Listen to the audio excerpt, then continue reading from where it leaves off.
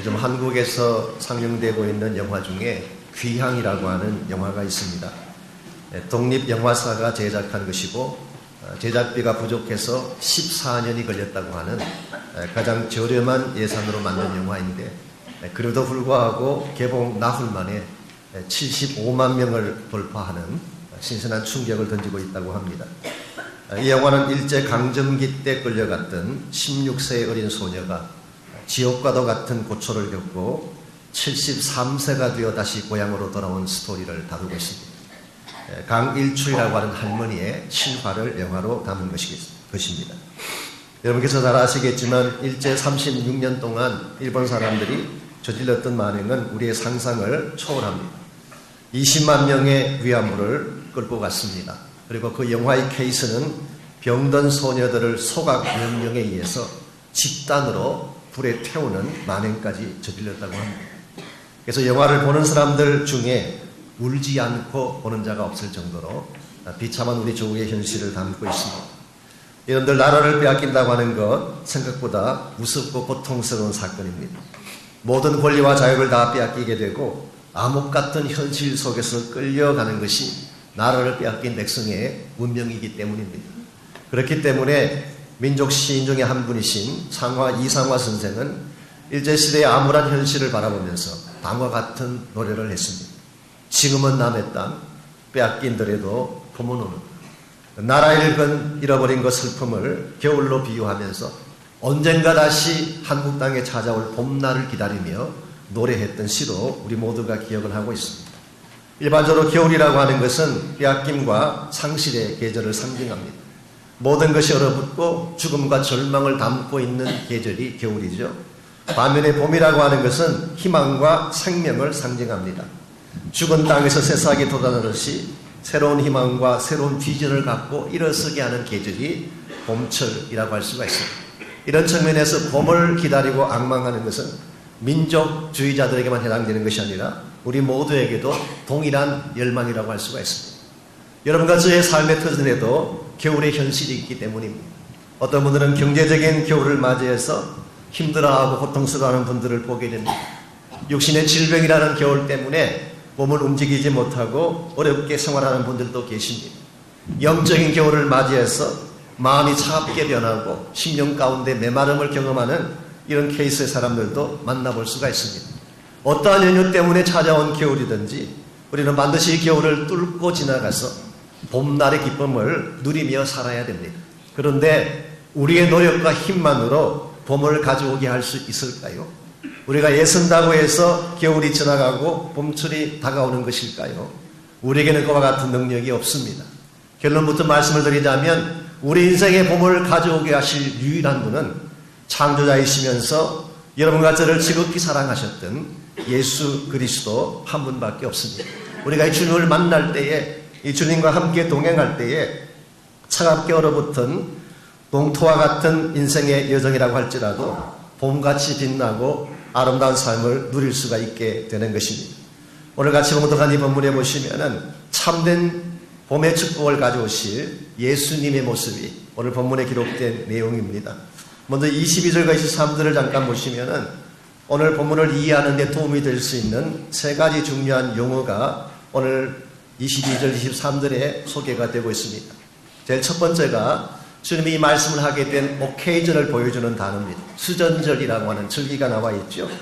두 번째는 이 말씀을 하신 시즌, 그것을 겨울철이라고 밝히고 있습니다. 세 번째가 이 말씀을 하게 된 플레이스, 장소가 나옵니다. 그것을 솔로몬의 행각이라고 표현을 했습니다. 이 세 가지 용어가 사실 오늘 본문의 배경을 잘 풀어가는 키가 되는 단어라고 할 수가 있습니다. 먼저 수전절에 대해서 말씀을 드리자면 수전절이라는 이 절기는 구약에 나오지 않는 절기입니다. 즉 모세가 제정했던 절기에는 수전절이 포함되어 있지 않습니다. 이 절기는 중간시대에 등장합니다. 즉 구약과 신약 사이를 우리가 중간시대라고 부르는데 그때 제정된 절기 중에 하나입니다. 중간시대에 제정이 되어서 지금까지 지키는 또 하나의 절기가 있죠. 그것은 바로 에스더스에 기록되어 있는 부림절이라고 하는 것입니다. 그런데 오늘 본문에 나오는 수전절이라고 하는 것은 주전 2세기경에 이 팔레스타인 지역이 시리아의 지배를 받고 있을 때 일어난 일입니다.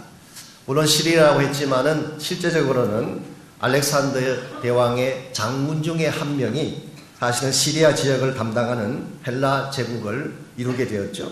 특별히 시리아 그 제국 중에서 왕들이 여러 명 등장하는 가운데에 엔티오쿠스 4세라고 하는 굉장히 사악한 왕 한 명이 등장을 했습니다. 얼마나 사악한지 유대 종교를 말살시키기 위해서 해서는 안 될 가증한 일을 저질렀습니다. 이 사람은 헬레니즘이라고 하는 헬라주의 사상에 너무 심취된 사람이기 때문에 헬레니즘을 뿌리내리게 하기 위해서 주데이즘, 유대 종교를 말살해야만 했었습니다. 유대 종교의 정신이 살아있는 한은 아무리 땅을 지배해도 그들의 정신을 지배할 수 없다는 사실을 알고 아예 유대 종교를 말살하려고 시도한 것이죠. 그렇게 하기 위해서 성전을 회파시켰습니다. 성전이라고 하는 것은 유대 종교의 중심센터일 뿐만 아니라 유대인 영성의 가장 중요한 중심이라고 부를 수가 있습니다. 그런데 이 성전을 의도적으로 회파하기 위해서 성전에 있는 번제단을 치워버리고 그 자리에 주피터 신상을 세웠습니다. 그들이 섬기는 제우스 신상을 세운 것입니다. 그리고 거룩한 성소와 지성소에 돼지 피를 뿌리고 심지어는 자기의 형상을 조각한 조각품을 신상같이 거기에다가 얹어 놓았다고 합니다. 여기에 그치지 아니하고 할례를 금지시키고 성경을 불태우기 시작하고 심지어 제사를 다 폐지시켜버리고 수많은 유대인들에게 돼지고기 먹는 것을 강요를 했습니다. 이것을 거절하는 자들은 가차없이 잔혹하게 처형을 시켰습니다. 예를 들어서 어떤 가정에서 한 아이를 할례를 행했습니다. 이것이 발각이 되면 어떻게 하는지 아세요? 아들을 죽인 후에 죽은 아들의 시신을 엄마의 목에 걸게 하고 예루살렘을 돌게 했다고 기록되어 있어요.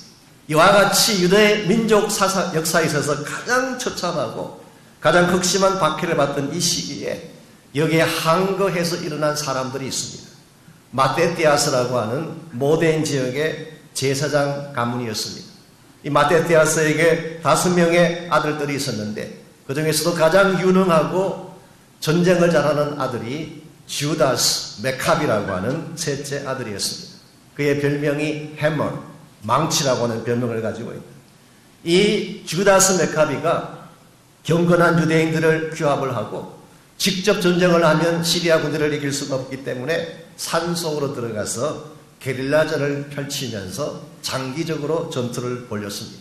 그 결과 주전 165년에 엠마오 전투에서 크게 승리를 거두게 되고 그 여파를 몰아서 드디어 예루살렘 성을 다시 탈환하게 된 것입니다.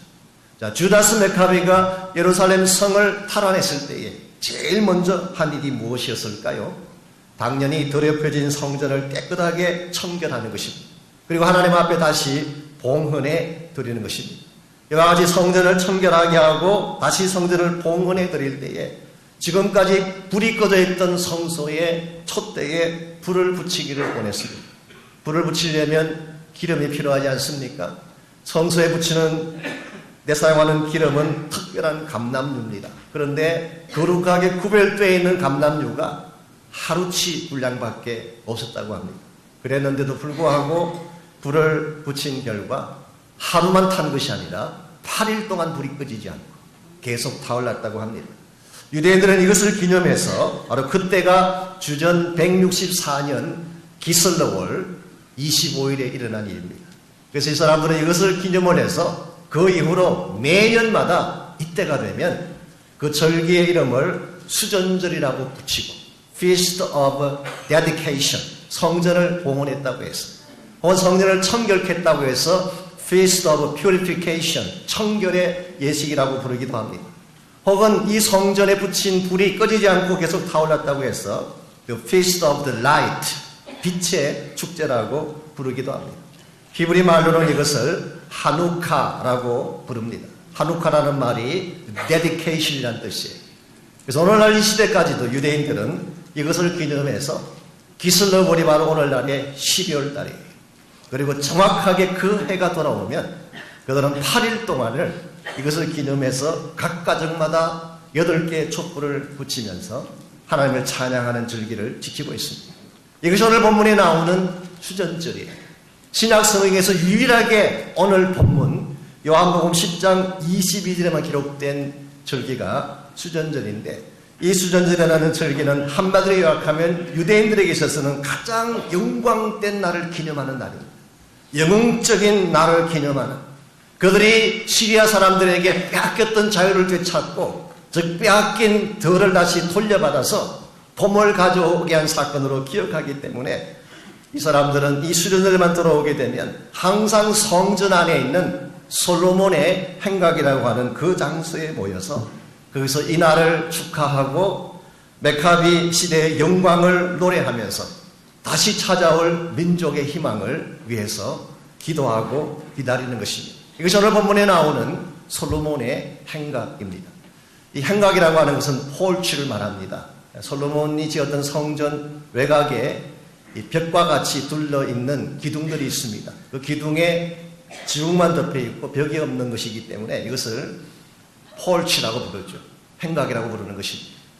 여기에는 많은 사람들이 모일 수 있는 그런 장소가 되고, 그래서 유대인들은 틈만 나면 그 자리에 모여서 옛날의 영광을 꿈꾸기도 하고 옛날 그 시대의 영광을 노래하기도 하고 이런 일을 행한 것입니다.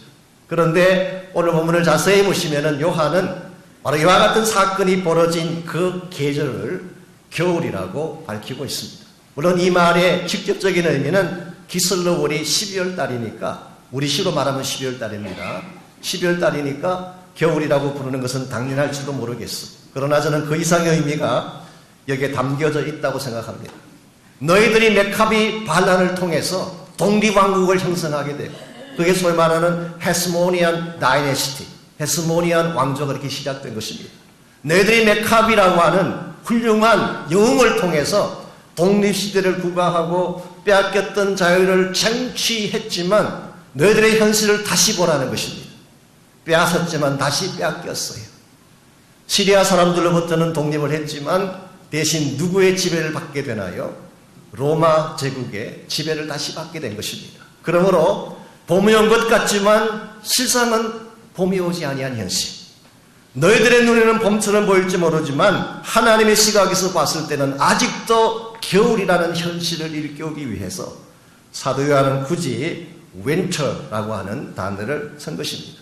바로 이와 같은 오케이전에, 바로 이 솔로몬의 행각에 오늘 본문에 보니까 예수님께서 찾아가신 것입니다.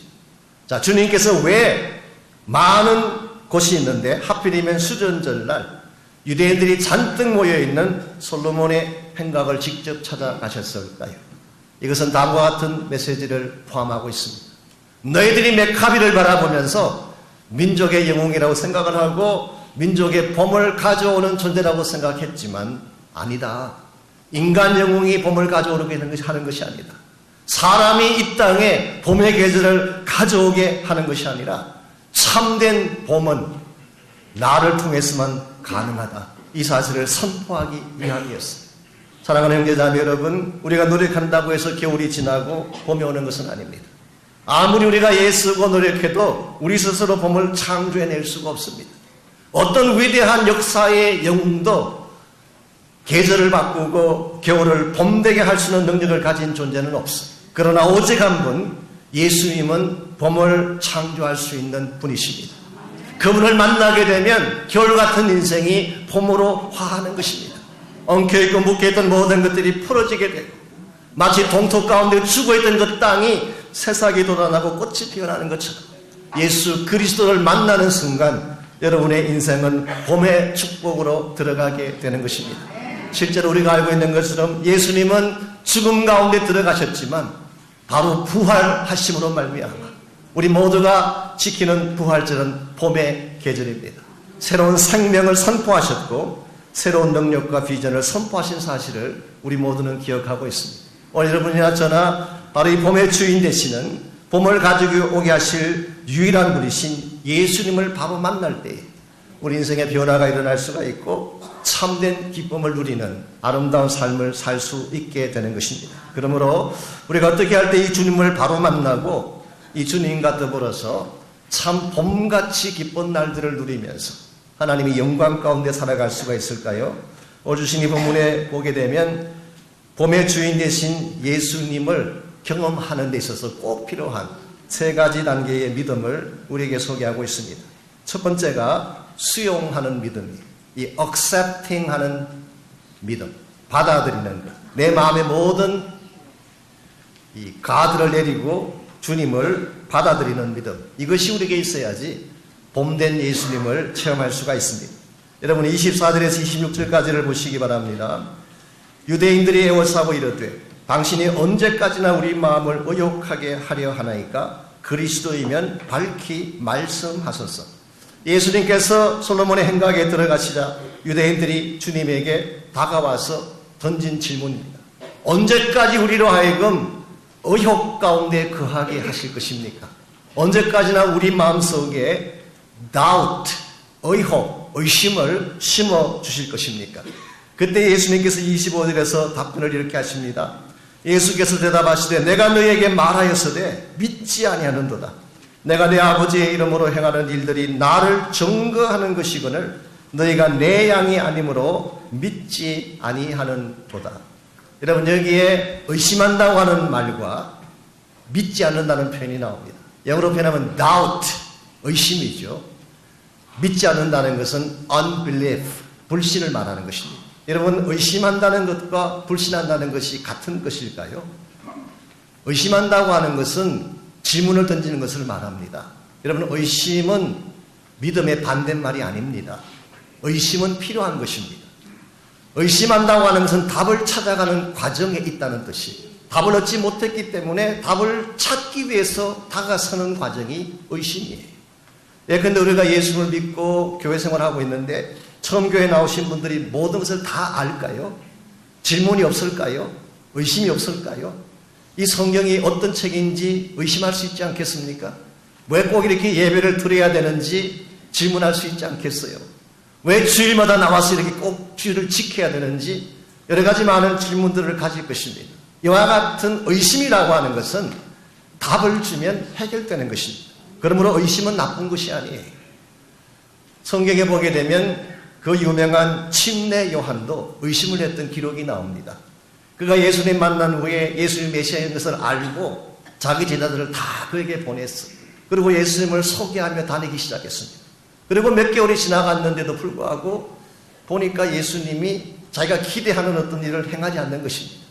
그래서 그가 체포당했을 때 자기 제자들을 보내서 질문하지 않습니까? 당신이 정말 오기로 하신 그분입니까? 여러분 그 질문 속에 요한의 doubt, 의심이 포함되어 있는 것입니다.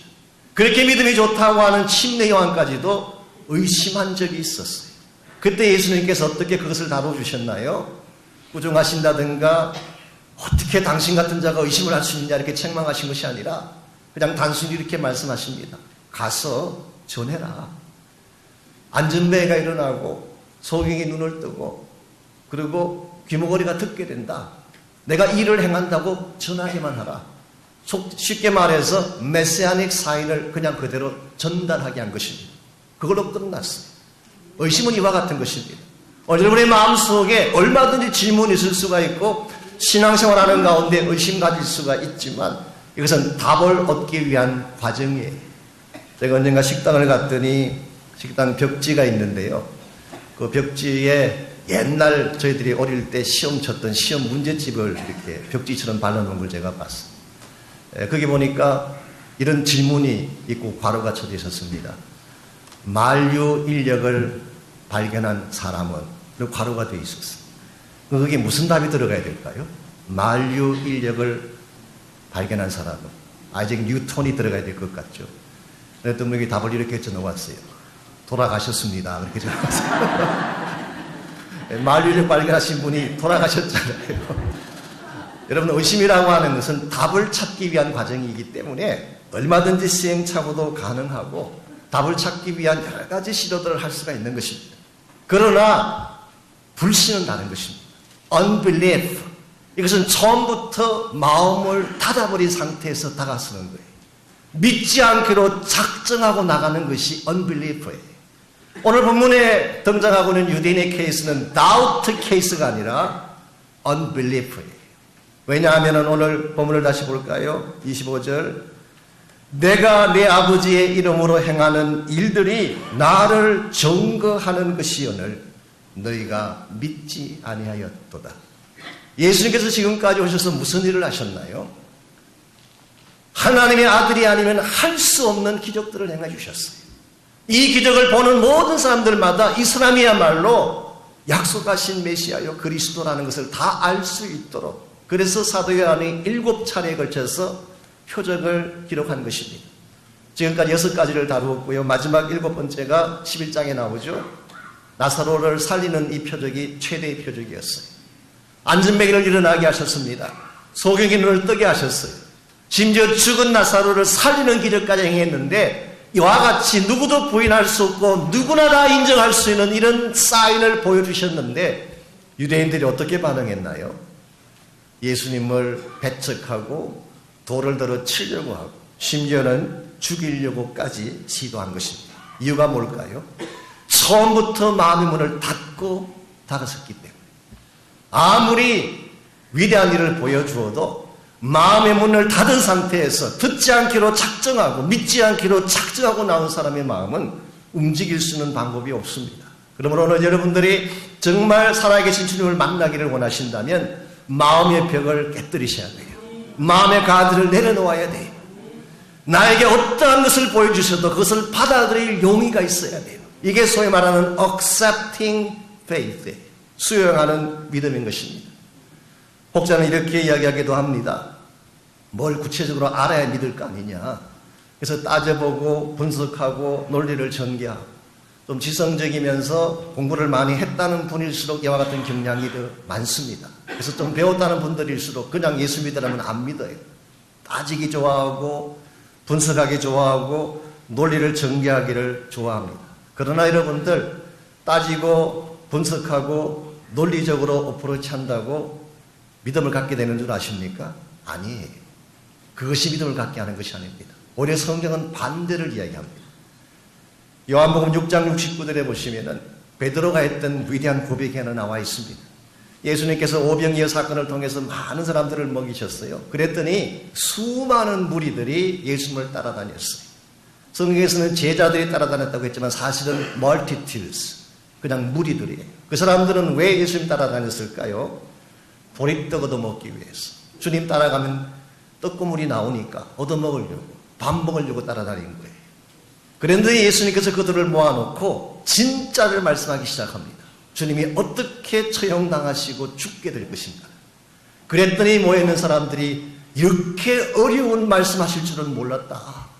이와 같은 것이 예수님을 따르는 길인 것을 우리가 알지 못했다. 그리고 하나씩 하나씩 떠나가기 시작했습니다. 그때에 대다수의 사람들이 다 떠나갔을 때 예수님께서 12제자를 향해서 질문하십니다. 너희들도 가겠느냐?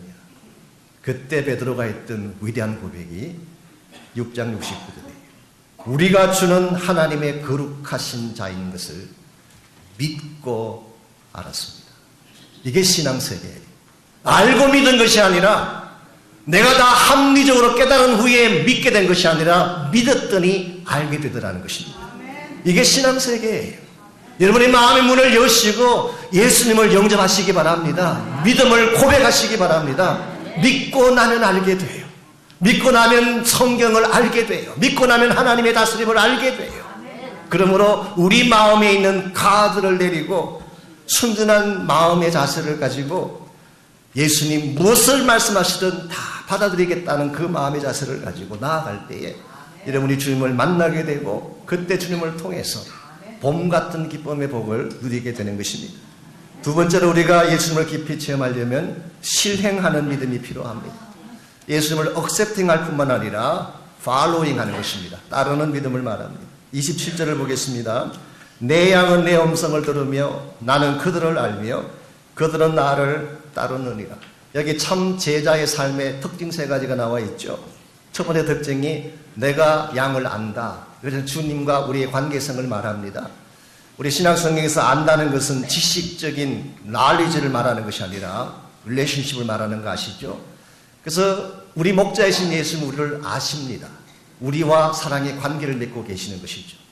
두 번째 특징이 뭐냐고 하면 이런 관계성 속에 있는 우리들이라면, 양이라면 목자이신 그분의 음성을 듣는 것입니다.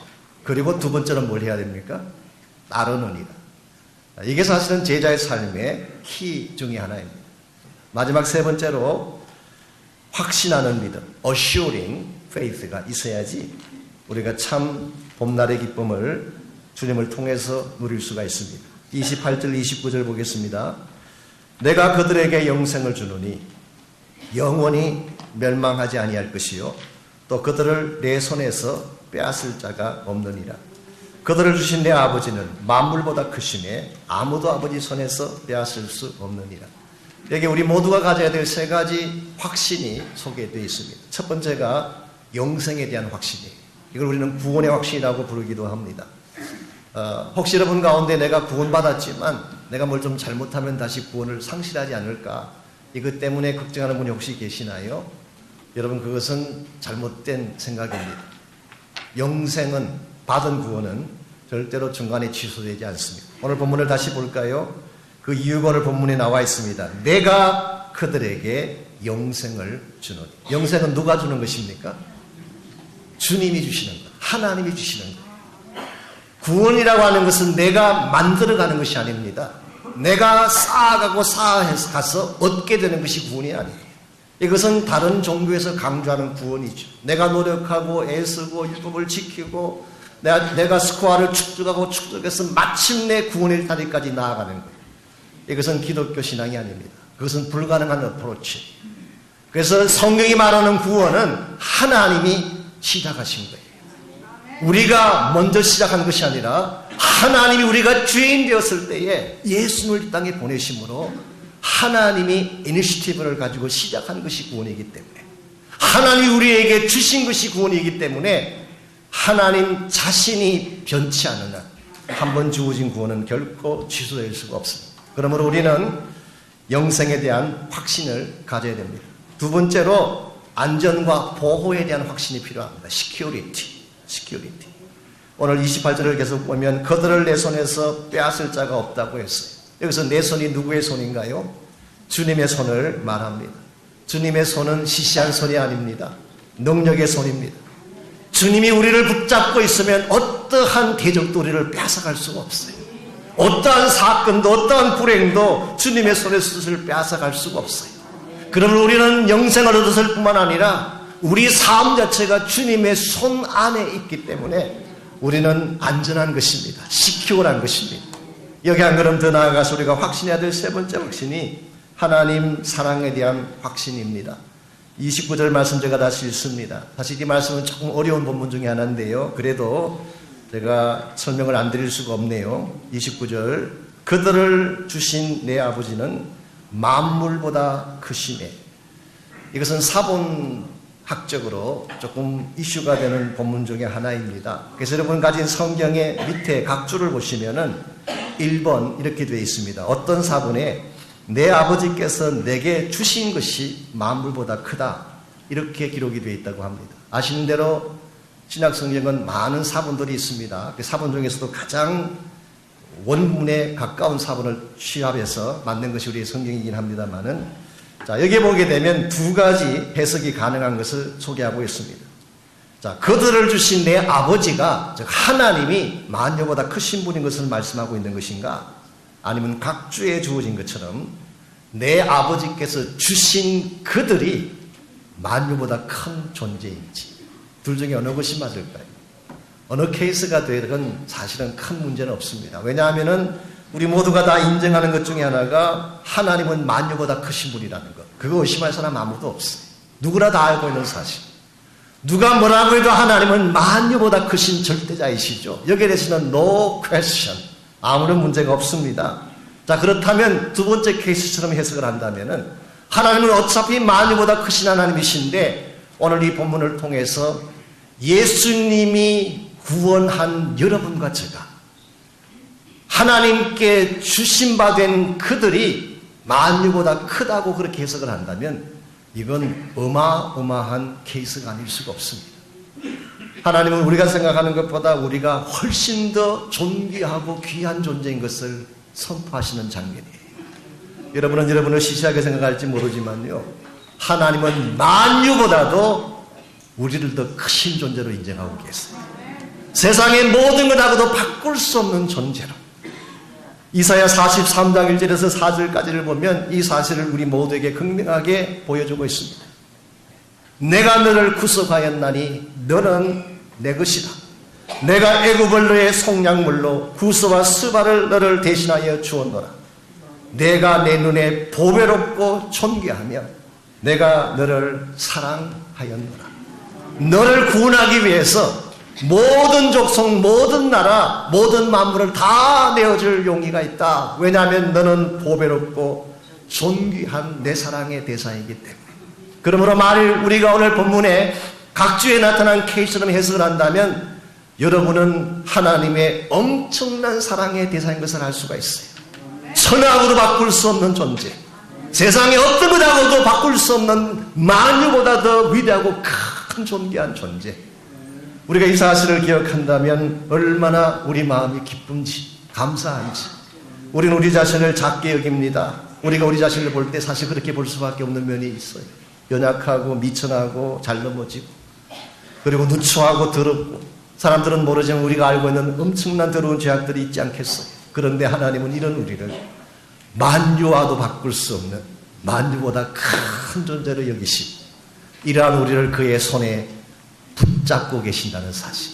우리가 이 확신을 하게 될 때에 무슨 일이 우리 삶에 찾아와도 우리 넘어지지 않습니다.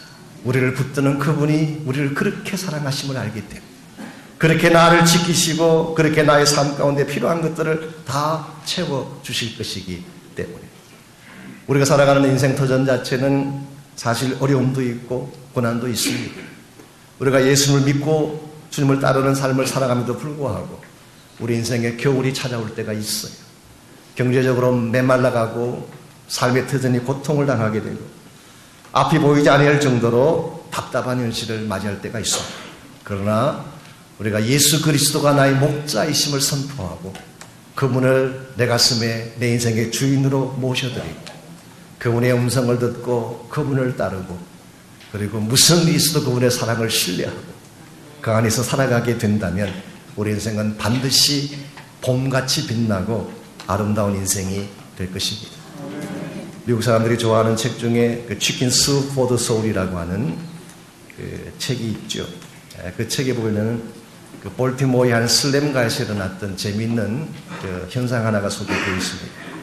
어느 대학교의 사회학과 교수 한 분이 볼티모어의 가장 낙후한 그 슬럼가에 200명의 소년들을 대상으로 조사를 했습니다.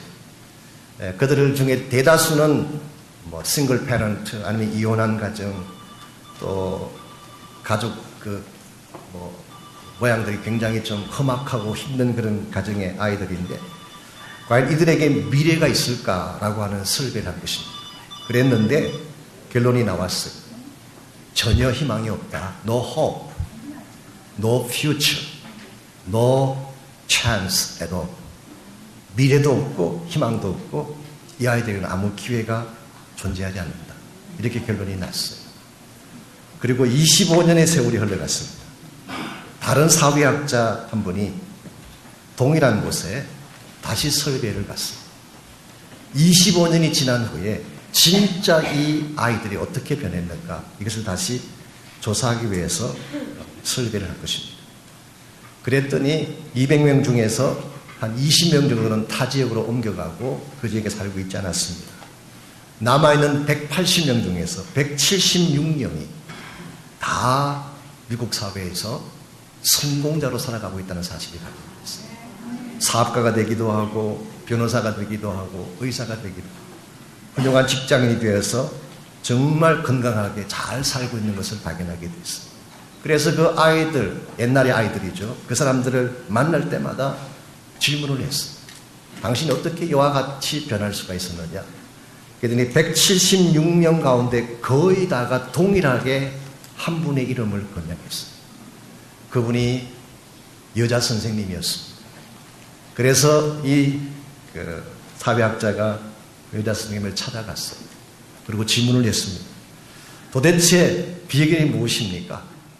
어떻게 슬럼가에 버려진 저 아이들을 이와 같이 밝고 빛나는 인생의 주역으로 만들 수가 있었습니다. 그때 그 여자분이 웃으면서 했던 대답이 이와 같습니다. 솔직히 특별하게 해준 것이 없습니다. 다만 제가 한 것은 I just love them. 그들을 사랑한 것. 그리고 그들이 가장 필요로 할 때에 그들 곁에 서서 그들을 안아주고 기도한 것밖에 없습니다. 그래서 그 교수가 내린 결론이 다음과 같습니다. 개토와 같은 인생을 꽃같이 피어나는 삶으로 바꾸는 비결은 환경이 아니다. 프로그램이 아니다. 참된 사랑이다. 그렇게 결론을 지었어요. 오늘 여러분과 저에게 이런 분이 필요합니다. 우리의 인생도 처음부터 밝고 빛나지 않았어요. 개토에서 태어났던 그들 못지 아니하게 죄악과 어두움 가운데 태어나서 처참하게 비참하게 버림받고 살아왔던 것이 여러분과 저의 삶이었어요. 그런데 우리 인생의 참 목자이신 예수를 만나는 순간 그분이 우리에게 사랑을 쏟아부어 주시고 우리를 안아주시고 우리를 축복해 주시고 기도해 주시는 순간 겨울 같은 우리 인생이 변화되어져서 봄같이 빛나는 인생으로 바뀐 것입니다. 오늘 여러분에게 이 주님이 필요합니다. 이분을 만나셔야 돼요. 그래야 여러분의 인생의 변화가 일어나고 여러분의 가정과 여러분의 삶의 터전이 겨울이 지나가고 봄이 찾아오는 그와 같은 축복이 여러분 삶 가운데 임하게 될 것입니다.